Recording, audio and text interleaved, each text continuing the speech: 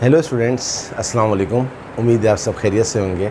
हमने first year mathematics के last lecture में एक्सरसाइज 12.2 स्टार्ट की थी और उसमें हमने sine law and cos law की हेल्प से ट्रायंगल को सॉल्व किया था।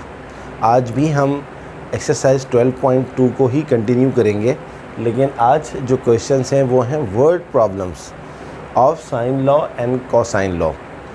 और आप ये भी कह सकते हैं कि these are the applications of sine law and cosine law. Sine law and cosine law हमारी मदद कैसे करते हैं, हमारी हेल्प कैसे करते हैं हमारी डेली लाइफ की प्रॉब्लम को सॉल्व करने में। चलिए स्टार्ट करते हैं exercise 12.2 question number 2।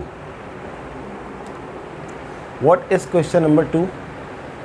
Find the length of the third side of a triangular building. एक बिल्डिंग है जिसका शेप ट्रायंगल की तरह है, तो हमें उसकी थर्ड साइड निकालनी है। That faces 13.6 meters along one street and 13 meters along another street. The angle of intersection between the streets measured 72 degree. तो इसमें हम सबसे पहले क्या करेंगे, हम अकॉर्डिंग टू गिवन कंडीशन से हम इसकी एक रफ़ डायग्राम ड्रॉ कर लेंगे। अब बिल्डिंग जो है वो ट्रायंगुलर है, तो हमने एक ट्रायंगल बना लिया जिसका नाम हम रख देते हैं ABC। अब देखते हैं क्या कहता है।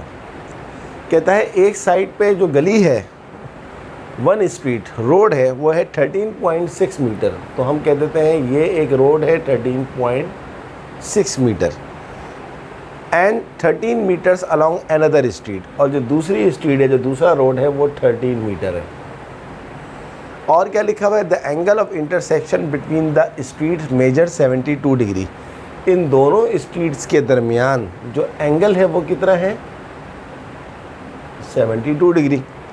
तो क्वेश्चन क्या था? Find the length of the third side. ये दो साइड पता है, तो हमें ये तीसरी साइड निकालनी है। अब आपके पास पूरी एक कंडीशन आ गई। आप जानते हैं कि या तो इसके ऊपर लगेगा साइन लॉ या लगेगा कोसाइन लॉ। तो याद करें आप लास्ट लेक्चर जिसमें मैंने आपको साइन लॉ की और कॉस लॉ की कंडीशंस बताई थी। साइन लॉ की कंडीशंस क्या होती हैं?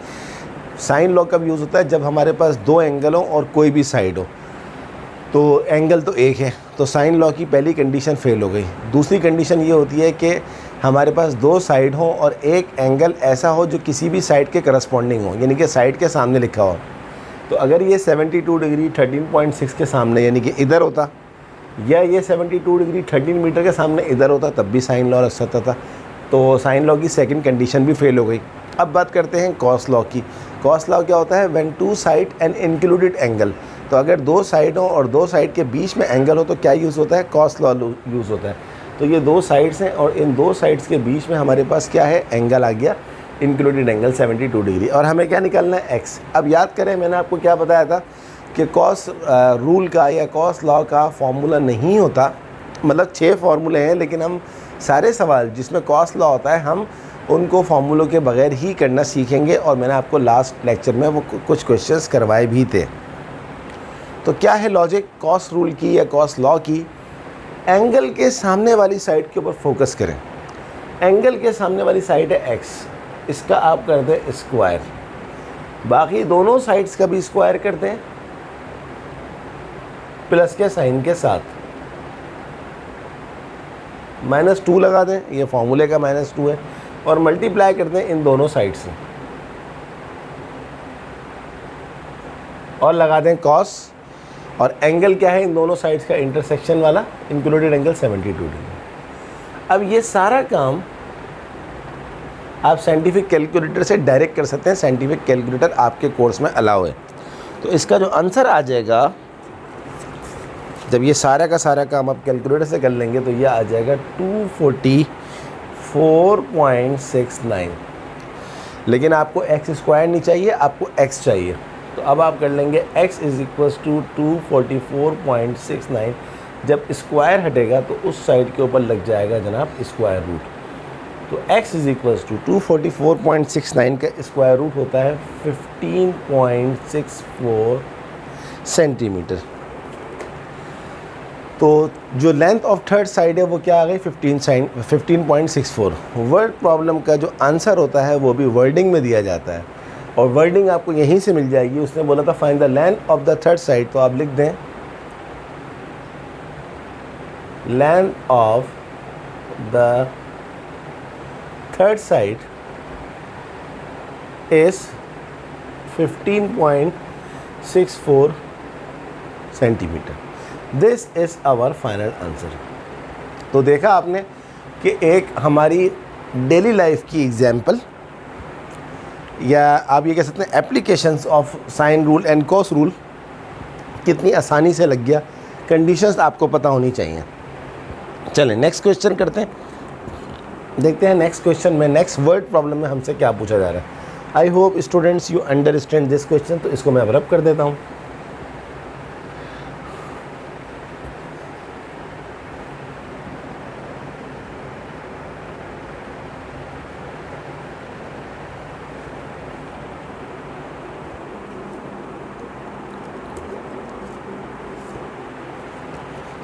See question number 3.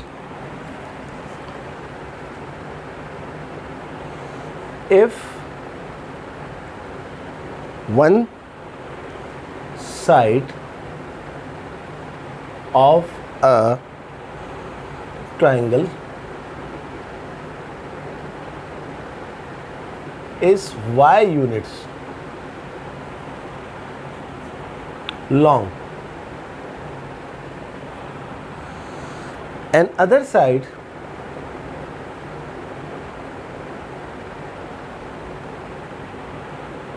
is 3 times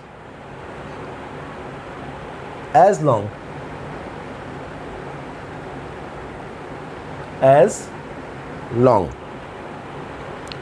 and the angle between the two sides measures 35 degree. Find the measure other two angles and the third side. This is question number 3. अब सबसे पहले read करें question को बहुत अच्छी तरह से कि आपको क्या चीज़ दी हुई है और क्या चीज़ मांगी जा रही है। क्वेश्चन नंबर 3 है, if one side of a triangle is why unit. Triangle की बात हो रही है तो हम एक छोटी सी एक रफ ट्राइंगल बना लेते हैं। एक का नाम रख देते हैं ए बी सी। अब सवाल दोबारा पढ़ते हैं। If one side of a triangle is why unit long, कोई भी एक साइड जो है वो वाई के बराबर है, तो हम कह देते हैं ये साइड वाई के बराबर है, या फिर आप इसको कहते हैं, आंसर पे फ़र्क नहीं पड़ेगा।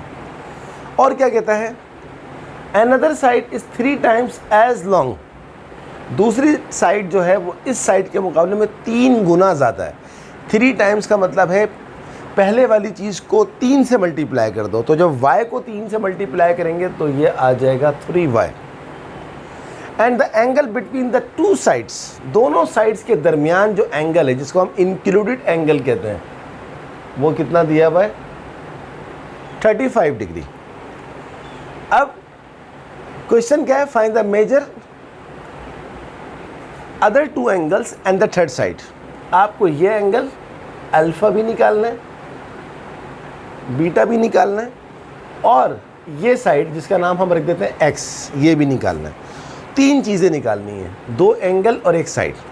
तो स्टूडेंट सबसे पहली चीज़ तो ये है कि आपको कॉस रूल लगाना पड़ेगा, क्योंकि अभी थोड़ी देर पहले ही आपने देखा था कि अगर 2 साइड्स हों और उनके दरमियान एंगल हो तो क्या लगता है, कॉस रूल। तो कॉस रूल लगा लेते हैं।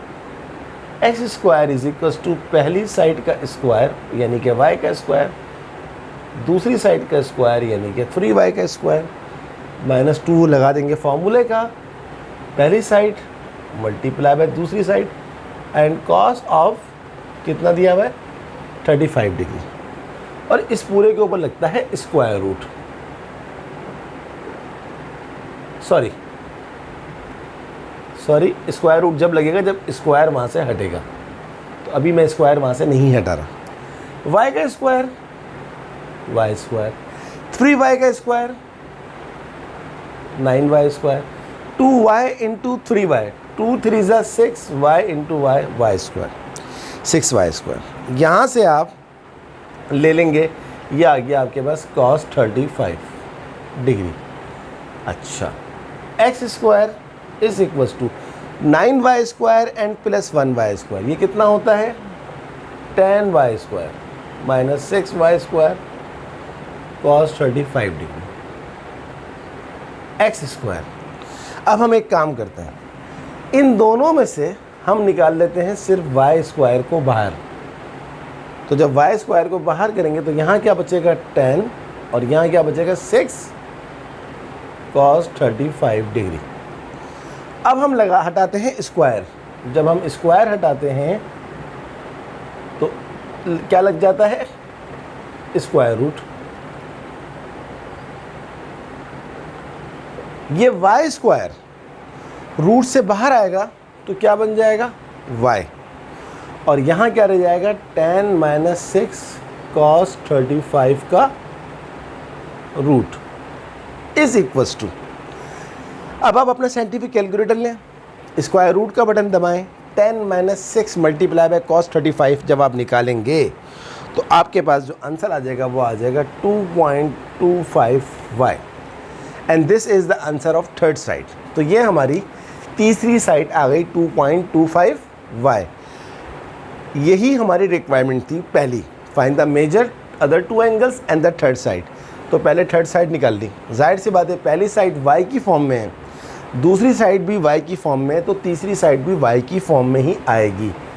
तो जनाब ये हमारी तीसरी साइड जिसका हमने नाम x रखा था वो कितनी आ गई 2.25। लेकिन अभी काम ख़त्म नहीं हुआ, अब हमने निकालने हैं बाकी दो एंगल्स। तो बाकी दो एंगल्स कैसे निकलेंगे, देखिए आपके पास अब आप साइन रूल से एंगल निकाल सकते हैं, साइन लॉ से। कैसे, ये देखिए साइन लॉ क्या होता है, आपको मैं एक दफ़ा फिर लिखवा दूँ, a upon sine alpha is equals to b upon sine beta is equals to c upon sine gamma. तो दिस साइड अगर आप चूज़ करते हैं ये वाली साइड तो क्या हो जाएगा अपॉन साइन अल्फ़ा। अब आप लेंगे ये वाली साइड 2.25y, सॉरी मैं y लिखना भूल गया था, 2.25y अपॉन साइन क्या लेंगे आप 35 डिग्री। अब देखें ये y से ये वाला y कट रहा है, तो 3 मल्टीप्लाई बाय साइन 35 को वहाँ ले जाएं is equals to sine alpha को वहाँ ले जाएं, बल्कि 2.25 को हाथ के हाथ यहाँ भी ले जाएं और यहाँ पर आ जाएगा साइन अल्फ़ा। सही है स्टूडेंट्स। अब इस पूरी चीज़ को आप कैलकुलेटर से जब सॉल्व करेंगे तो आपका आंसर आ जाएगा sine alpha is equals to 0.76, then alpha is equals to sine inverse 0.6, और जब आप अपने साइंटिफिक कैलकुलेटर से साइन इनवर्स 0.76 निकालेंगे तो आपका आंसर आ जाएगा 49.8 डिग्री। दूसरा काम भी हो गया। पहला काम क्या था, थर्ड साइड निकालना। थर्ड साइड क्या आ रही है 2.25y। दूसरा काम क्या था, रिमेनिंग टू एंगल्स निकालना। तो एक एंगल हमारा अल्फ़ा आ गया 49.8। अब क्या निकालना है आपको, अब हमें निकालना है बीटा। तो बीटा निकालने के लिए मैं साइन लॉ भी यूज़ नहीं करूँगा, मैं कॉस लॉ भी यूज़ नहीं करूँगा, क्योंकि जब मेरे पास दो एंगल आ जाएं तो तीसरा एंगल उन दोनों एंगल्स को ऐड करके 180 में से माइनस करके आ जाता है, यानी कि 180 में से। So beta is equals to 180 minus alpha 35, sorry minus alpha कितना आ रहा है 49 पॉइंट। वैसे कोई फ़र्क नहीं पड़ेगा पहले आगे पीछे लिखने से, लेकिन एक ऑर्डर में लिख देते हैं, एंड माइनस 35 तो बीटा हमारे पास आ गया 180 माइनस 49.8 माइनस 35। इसको जब आप सिम्प्लीफाई करेंगे अपने कैलकुलेटर से तो आंसर आ जाएगा आपका 95.2 डिग्री। तो अब देखें आपकी थर्ड साइड भी आ गई और आपका जो है वो दोनों एंगल्स भी आ गए। तो ये देखा आपने कि इस सवाल के अंदर कॉस लॉ से थर्ड साइड निकाली, फिर साइन लॉ से एक एंगल निकाला और फिर हमने नॉर्मल जो मेथड होता है सम ऑफ द एंगल्स है वो तीसरा एंगल भी निकाला। तो इस तरह हमारा ये सवाल कंप्लीट हो गया, ख़त्म हो गया।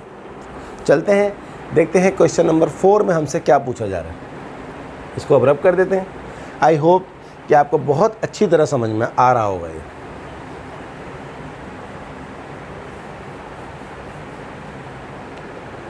इसको हम रैप कर रहे हैं।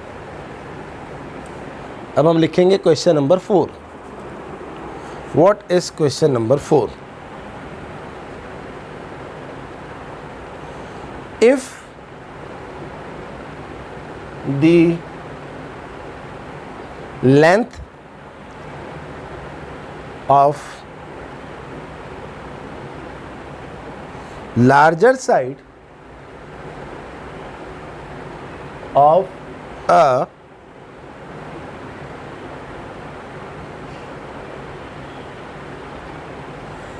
parallelogram is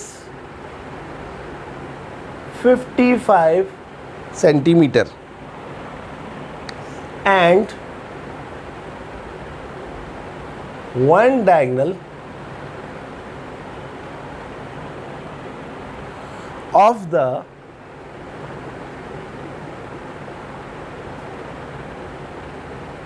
parallelogram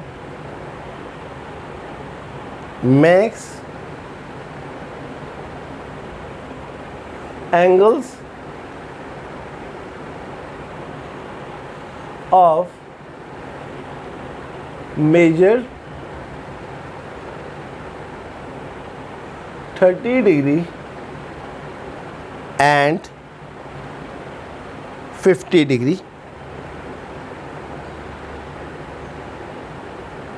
with a pair of adjacent sides. Find the length of the diagonal.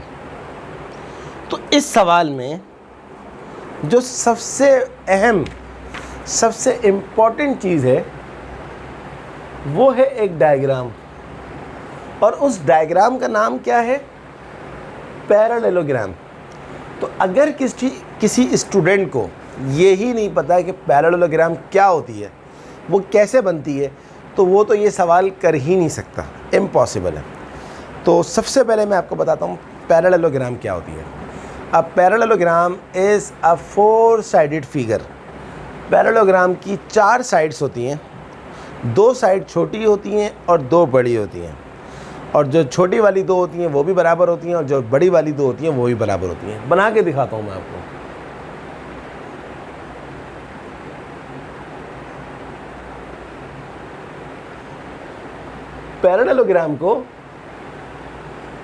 Parallelogram इसलिए कहते हैं कि इसमें 2 साइड्स, ये 2 साइड पैरेलल भी होती हैं और बराबर भी होती हैं। ये 2 साइड बल्कि थोड़ा सा और बड़ा करता हूँ ताकि और कॉन्सेप्ट क्लियर हो, अब ज़्यादा बेहतर बने। ये 2 साइड पैरेलल भी होती हैं और इक्वल भी होती हैं, और ये 2 साइड भी पैरेलल होती हैं और इक्वल होती हैं। अगर ये 5 सेंटीमीटर है तो ये 5 सेंटीमीटर है, ये 10 सेंटीमीटर है तो ये 10 सेंटीमीटर है। सही है। तो जो ये होगा वो ये होगा और जो ये होगा वो ये होगा। तो 2 साइड छोटी आ गई, 2 बड़ी आ गई। अब पैरेललोग्राम क्या होती है? 4 साइडेड फिगर। तो हम इसका नाम रख देते हैं A B C और डी। अब वो कहता है कि if the length of the larger side of a parallelogram is 55 centimetre, जो बड़ी वाली साइड है उसकी लेंथ कितनी है? 55 सेंटीमीटर। तो बड़ी वाली साइड या तो ये है या ये है, किसी एक का नाम रख दे। तो हम ले लेते हैं ये कितना है? 55 सेंटीमीटर। अब ये 55 है तो ये भी 55 होगा। और क्या कहता है? And one diagonal of the parallelogram makes angles of measure 30 degree and 50 degree. अब देखें, ये डायगोनल क्या होता है? जो कि पैरेललोग्राम की दो अपोजिट साइड्स को मिलाने वाली लाइन। अगर एक साइड ये है तो इसकी अपोजिट ये होगी, इससे जो लाइन मिलेगी वो डायगोनल होगा। या फिर अगर एक साइड ये है तो इसकी अपोजिट ये होगी, इससे जो लाइन मिलेगी वो डायगोनल होगा। तो हम मिला लेते हैं इस डायगोनल को, ये आ गया डायगोनल। अब वो कहता है कि ये डायगोनल क्या बना रहा है? Parallelogram makes angles of measure 30 degree and 50 degree. तो ये एक बना रहा है 30 डिग्री और दूसरा क्या बना रहा है?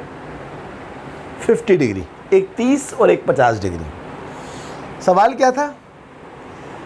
Find the length of the diagonal. हमें इस डायगोनल की लेंथ निकालनी है जिसका नाम हम रख देते हैं x।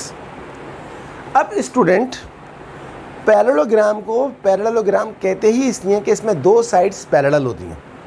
ऐसी ये साइड इस साइड के पैरेलल होगी, और पैरेललोग्राम की पैरेलल साइड्स अगर बराबर हैं और पैरेलल हैं, पैरेलल लाइंस के जो अल्टरनेट एंगल्स होते हैं वो इक्वल होते हैं। अल्टरनेट एंगल्स का मतलब क्या है कि ये देखें अगर ये हमारे पास 50 है, अगर ये 50 है तो ये भी 50 होगा। ये ज्योमेट्रिकल प्रॉपर्टी है। तो ये हमारे पास कितना होगा? 50 होगा। और ये हमारे पास यहाँ से अगर देखें यूँ, ये ऐसे जा रहा है, यूँ यूँ यूँ, अगर ये 30 है तो ये भी 30 होगा। तो अब ये हमारे पास फाइनल डायग्राम बन गई। अब साइन लॉ या कॉस लॉ सिर्फ और सिर्फ ट्रायंगल पे लगता है। ट्रायंगल का मतलब होता है 3 साइडों वाली डायग्राम, 4 साइडों वाली डायग्राम पे नहीं लगता। अब मैं यहाँ से इसको अलग करता हूँ और आपको दिखाता हूँ कि होगा क्या। मैं ट्रायंगल ABC को अलग कर रहा हूँ, ट्रायंगल ABC को। तो जनाब आपके पास ट्रायंगल ABC क्या है? ये मैंने अलग कर दिया। ये नाम क्या था? A, ये नाम क्या था? B, ये नाम क्या था? C। ये एंगल कितना नज़र आ रहा है? 50। ये एंगल कितना नज़र आ रहा है? 30।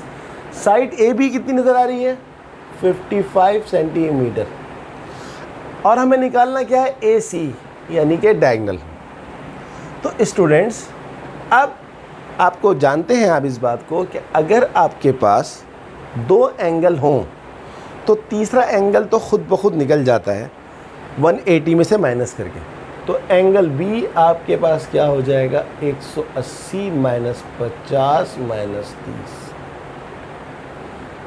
180, 50 और 30 होता है 80, यह आ जाएगा 100 डिग्री आ गया। अब आपको निकालना क्या है? आपको निकालना है x। तो जब आपके पास 2 एंगल और एक साइड हो, अभी तो तीनों ही एंगल आ गए हैं, तो जब एंगल और साइड हो और आपके पास दोनों चॉइसेस हों, कॉस लॉ की भी साइन लॉ की भी, तो मैं प्रेफर करूंगा कि आपके पास जब दोनों चॉइसेस हैं तो आप साइन लॉ यूज़ करें। सही है, तो साइन लॉ यूज़ कर लेते हैं इसके ऊपर। कैसे यूज़ करेंगे आप? 55, ये आपके पास क्या है? 55 और 1 मिनट,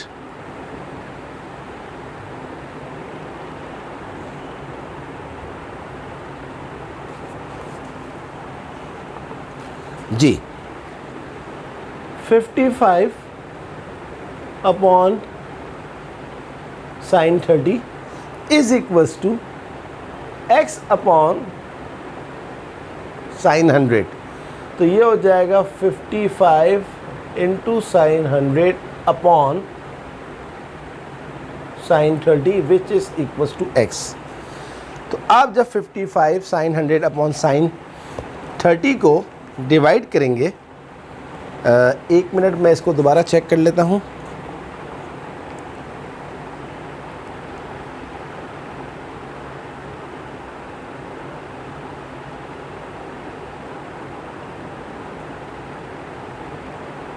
यस,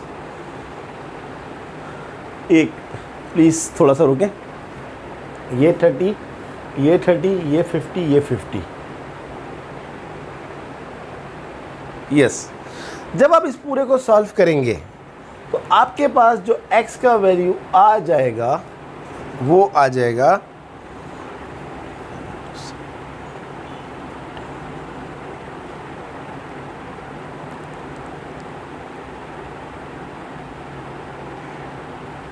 ये आ जाएगा आपके पास 70.70 सेंटीमीटर। इसका आंसर मैं बुक में भी चेक करता हूँ कि क्या आ रहा है।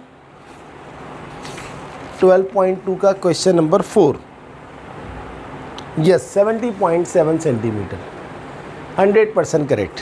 तो अब आप लिख देंगे hence the length of a diagonal is, क्या आ रही है आपकी, 70.70 centimetre, and this is our final answer. So student, hope you understand these word problems related to cos rule and sin rule. चलें एक और वर्ड प्रॉब्लम करते हैं ताकि आपका कॉन्सेप्ट और क्लियर हो जाए।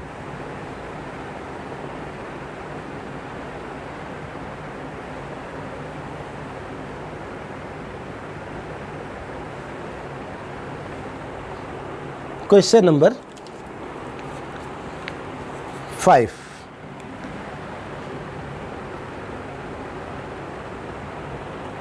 two hikers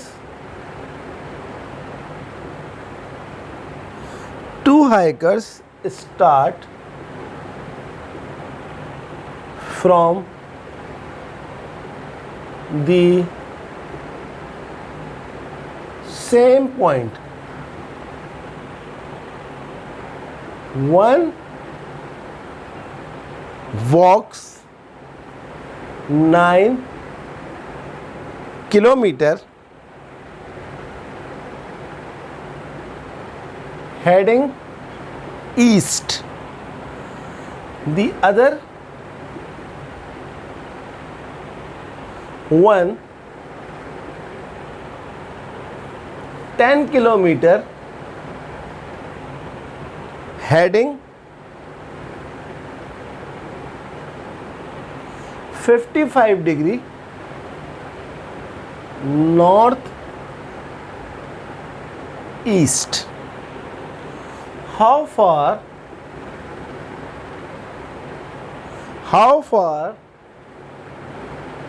apart are they at the end of their walks? ये है सवाल, बहुत ज़बरदस्त क्वेश्चन है। इसमें भी आपको काफ़ी चीज़ें सीखने को मिलेंगी। तो पहली चीज़ है टू हाइकर्स। हाइकिंग होती है, आपने देखा होगा पहाड़ों पर चढ़ रहे होते हैं, बुलंदियों पर जा रहे होते हैं। तो दो हाइकर्स से एक ही पॉइंट से स्टार्ट करते हैं at the same point. One walks 9 kilometre heading east. देखिए जब आप डायरेक्शन बनाते हैं तो डायरेक्शन में ये आपकी जो साइड होती है ये ईस्ट होती है, ये आपकी साइड वेस्ट होती है, ऊपर वाली नॉर्थ होती है, नीचे वाली साउथ होती है। तो देखिए जो पहला हाइकर था वो 9 किलोमीटर ईस्ट की तरफ गया, यानी कि इस पॉइंट से अगर दोनों ने शुरू किया तो ये यहाँ से यहाँ तक 9 किलोमीटर ईस्ट की तरफ गया। तो मैं इसको यहाँ बना लेता हूँ, ये जनाब 9 किलोमीटर ईस्ट की तरफ। आगे क्या हुआ, the other one 10 kilometre heading 55 degree north east. ये ईस्ट है, ये नॉर्थ है, तो ये होता है नॉर्थ ईस्ट। ये कितना हुआ 55 डिग्री, तो ये आपका बन गया नॉर्थ ईस्ट 55 डिग्री। और इसने ये डिस्टेंस कितना कवर किया था 10 किलोमीटर।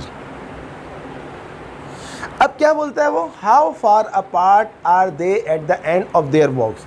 ये एक दूसरे से कितना दूर हैं, तो इसको मिला दीजिए। तो बस आपको ये डिस्टेंस निकालना है x। इस ट्रायंगल का नाम रख दें ABC। अब आप देखें स्टूडेंट, ये सवाल कितना आसान हो गया कि कॉस लॉ से आप ये डिस्टेंस निकाल सकते हैं। तो यानी कि ये सवाल दिखने में कितना डिफ़िकल्ट लग रहा था, लेकिन जैसे ही ट्रायंगल बनी हमारे जहन में खुद ब खुद आ गया कि कॉस लॉ से ये सवाल 1 सेकंड में हो जाएगा। तो x square is equals to 10 square plus 10 square plus 9 square minus 2 into 10 into 9। Cos of कितना एंगल दिया हुआ है 55 डिग्री। तो x square is equals to ये आ जाएगा 77.756। तो x हमारे पास आ जाएगा 77.756 का रूट। और जब आप इसका रूट कैलकुलेटर में निकालेंगे तो ये आ जाएगा 8.82 कर दें राउंड ऑफ करके, 8.82 किलोमीटर। तो कितना आसान सवाल था। क्या बोला था उसने, how far apart are they at the end of their journey. आप लिखेंगे they are 8.82 kilometre apart from their journey. Answer. So hope you understand this question. चलें अब हम करते हैं क्वेश्चन नंबर 6 और देखते हैं कि क्वेश्चन नंबर 6 में हमसे क्या मांगा जा रहा है।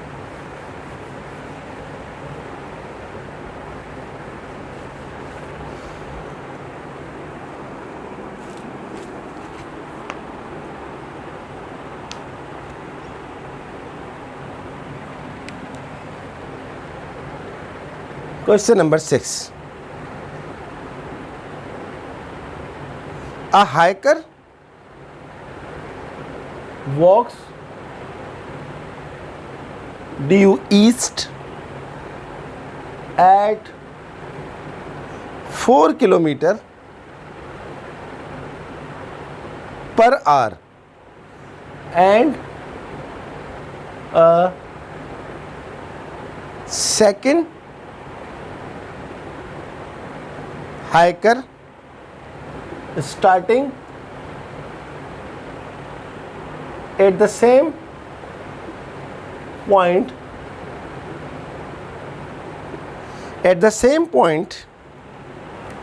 walks 55 degree northeast at the rate of 5 kilometre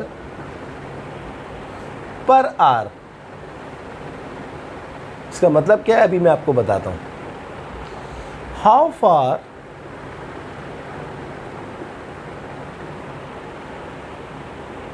will they be after 3 hours। अब पीछे वाले सवाल में और इस वाले सवाल में सिर्फ एक डिफरेंस है। पीछे वाले सवाल में आपको डिस्टेंस दिया हुआ था, यहाँ पर डिस्टेंस नहीं दिया हुआ, आपको यहाँ पर दी हुई है स्पीड। तो सबसे पहले हम एक काम करते हैं, स्पीड का लिखते हैं फॉर्मूला। स्पीड का फॉर्मूला होता है डिस्टेंस अपॉन टाइम। तो डिस्टेंस का फॉर्मूला बनेगा speed multiply by time. Speed पहले वाले हाइकर की कितनी दी हुई है 4 किलोमीटर, और कितनी देर के बाद ये पहुंचेगा आगे 3 घंटे के बाद। तो 4 3 12 किलोमीटर डिस्टेंस यहाँ लिख दें ऑफ फर्स्ट हाइकर। दूसरा डिस्टेंस ऑफ सेकंड हाइकर क्या हो जाएगा, सेकंड हाइकर की स्पीड कितनी है at the rate of 5 kilometre per our. तो 5 इंटू टाइम उसका भी 3 है, तो ये हो जाएगा 15 किलोमीटर। अब ये सारा का सारा सवाल बिल्कुल वैसे ही बन गया। तो पहला हाइकर क्या है? A hiker walks due east at 4 kilometre per hour. Due east माने ये, ड्यू ईस्ट का डिस्टेंस मैंने पहले हाइकर का निकाल लिया, कितना है 12। और उसके बाद क्या हुआ है, वो वॉक्स 55 degree north east. North east की लाइन मैंने आपको बताया था ये होती है 55 डिग्री। और दूसरे हाइकर की स्पीड दी हुई 5 किलोमीटर पर आवर, मगर मैंने स्पीड के फॉर्मूले से डिस्टेंस निकाल लिया, कितना 15 kilometre.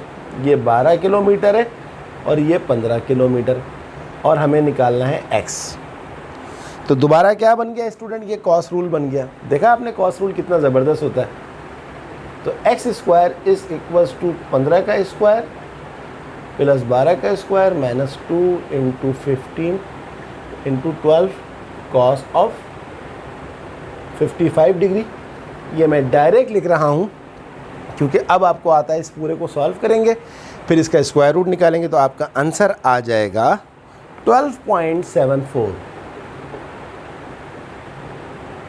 Hence our answer is, आखिर में लिखेंगे they are 12.74 kilometre apart after 3 hours. 3 घंटे के बाद वो एक दूसरे से 12.74 किलोमीटर दूर हो जाएंगे। तो स्टूडेंट, जब भी आप किसी भी क्वेश्चन में देखें हाउ फार का मतलब होता है डिस्टेंस निकालना,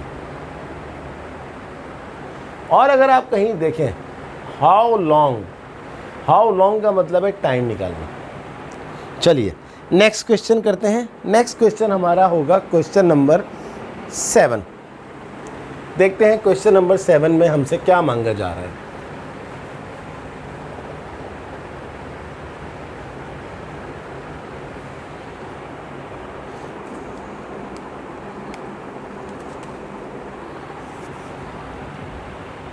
question number 7, 3 points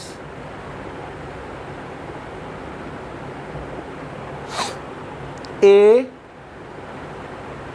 B, C form a triangle such that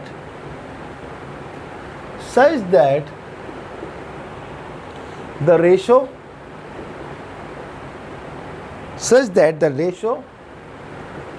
of the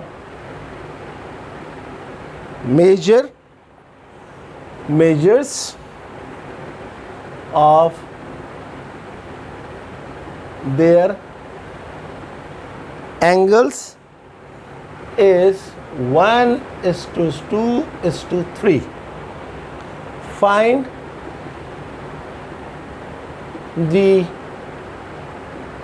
ratio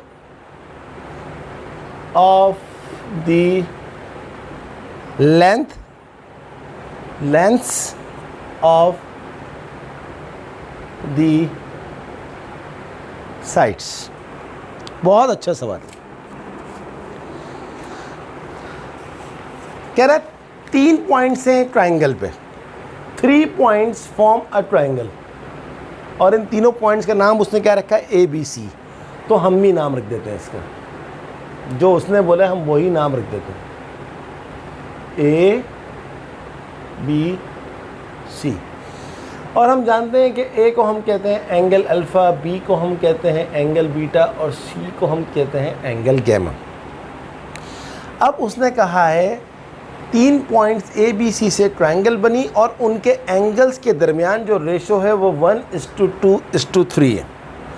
हम ये बात जानते हैं कि किसी भी ट्रायंगल के 3 एंगल का जो सम होता है वो होता है 180 डिग्री, तीनों एंगल का सम। अब हमें दी हुई है गिवन रेशो क्या दी हुई है? 1:2:3। अगर हम सम ऑफ रेशो निकाल लें, सम ऑफ रेशो का मतलब है इन तीनों रेशोस को ऐड कर लें, 3 और 2 5 और 1 6। अब अगर आपको अल्फ़ा निकालना है, अल्फ़ा की वैल्यू निकालनी है, तो अल्फ़ा की रेशो को मैंने कह दिया 1। तो 1 अपॉन टोटल रेशो कितनी है 6 और टोटल एंगल कितना होता है 180। इसको जब आप काटेंगे तो ये आ जाएगा 30 डिग्री। इसी तरह बीटा अगर आप निकालेंगे तो बीटा की रेशो को मैंने कहा है 2, तो ये हो जाएगा 2 अपॉन 6 इंटू 180। इसको जब आप सॉल्व करेंगे तो ये आपके पास आ जाएगा 60 डिग्री। इसी तरह अगर आप गैमा निकालेंगे तो गैमा की जो रेशो होगी उसको मैंने नाम रखा है 3 अपॉन 6 इंटू 180। तो 6 3 ज़ा एंड 33 ज़ा 90 डिग्री।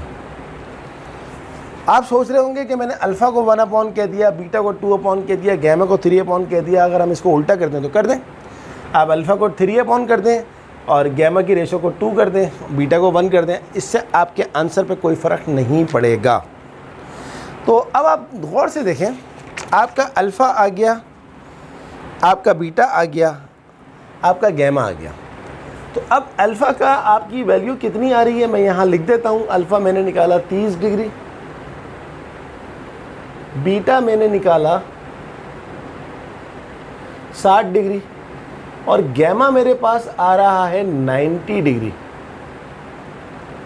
और 90 डिग्री को इस तरह लिखा जाता है, तो ये निशान है। यानी कि इसका मतलब है जिस ट्रायंगल की ये बात कर रहा है वो ट्रायंगल जो है वो क्या है, राइट एंगल ट्रायंगल है। अब क्योंकि हमारा इसका काम ख़त्म हो गया तो मैं ये चीज़ रब कर रहा हूँ, लेकिन ये आपके काम का हिस्सा है, जगह नहीं है इसलिए रब कर दिया। अब मैं यहाँ लिख रहा हूँ hence triangle ABC is a right angled triangle।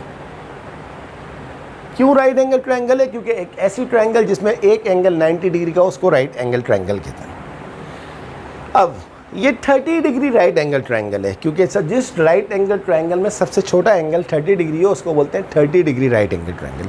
अब इसकी एक प्रॉपर्टी है, यहाँ मैं लिख रहा हूँ, ये आपको याद रखना है। In a 30 degree right triangle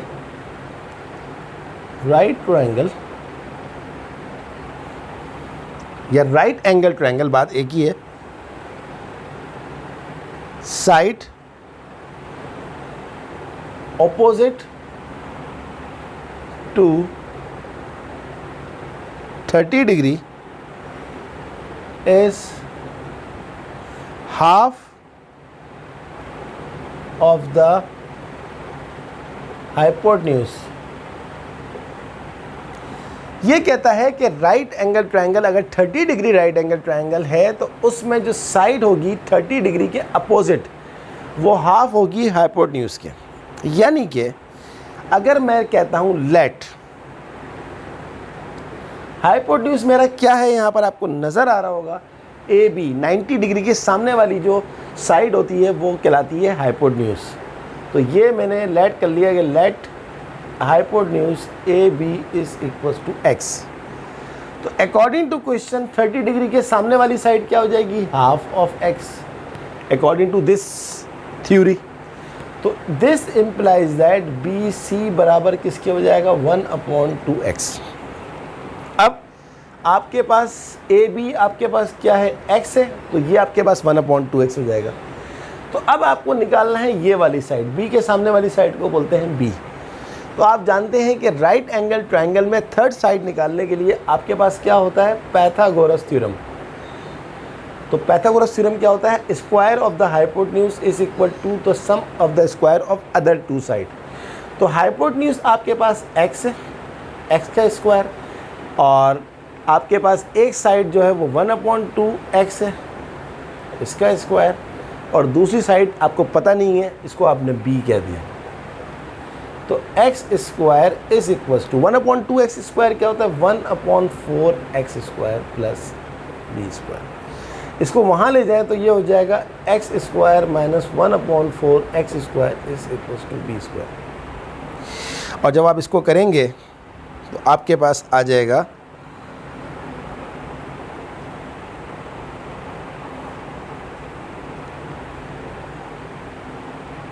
बल्कि एक काम करें, ये गलत नहीं है बिल्कुल सही है, बल्कि चले इसको इसी तरह कर लेते हैं।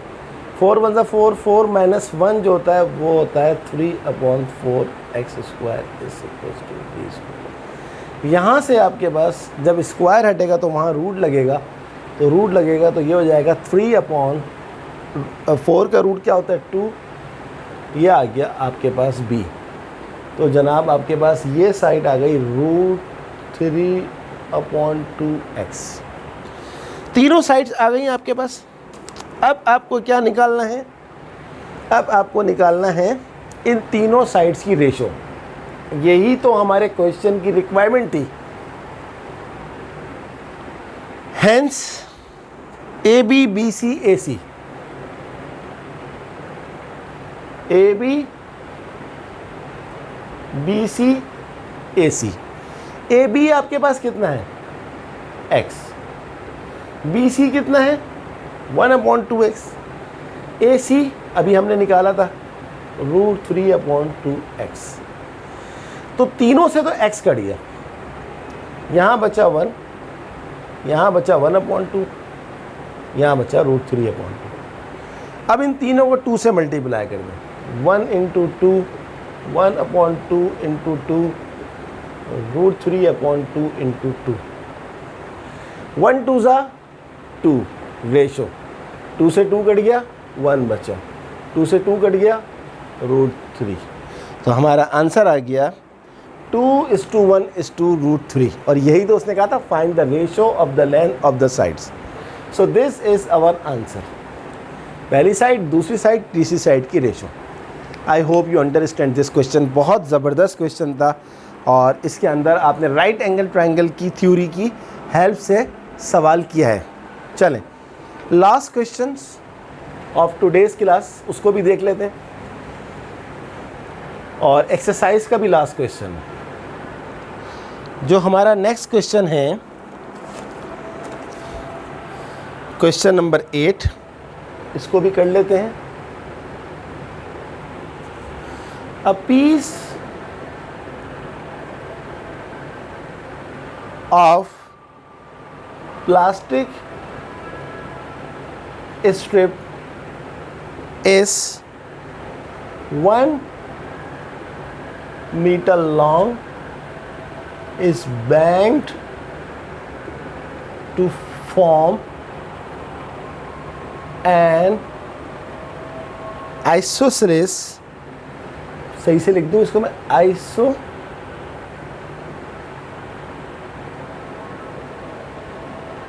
triangle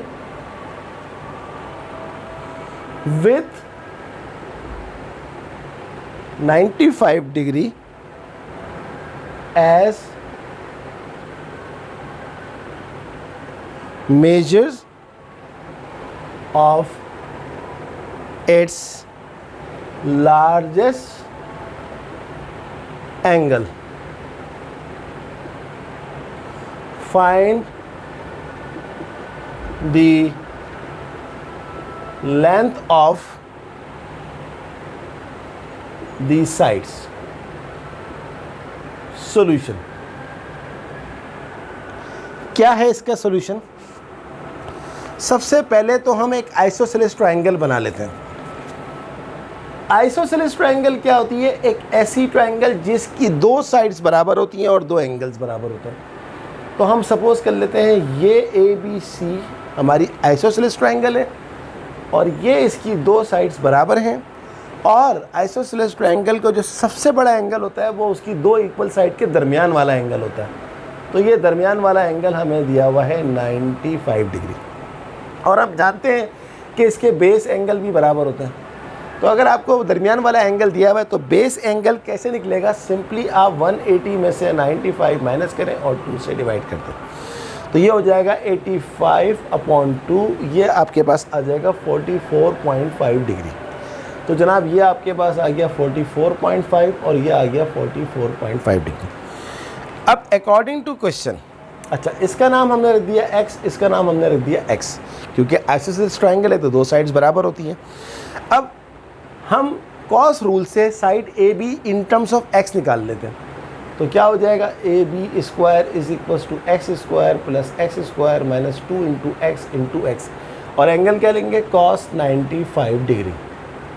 तो A B square is equal to x square हो जाएगा 2x square minus 2x square cos 95 degree.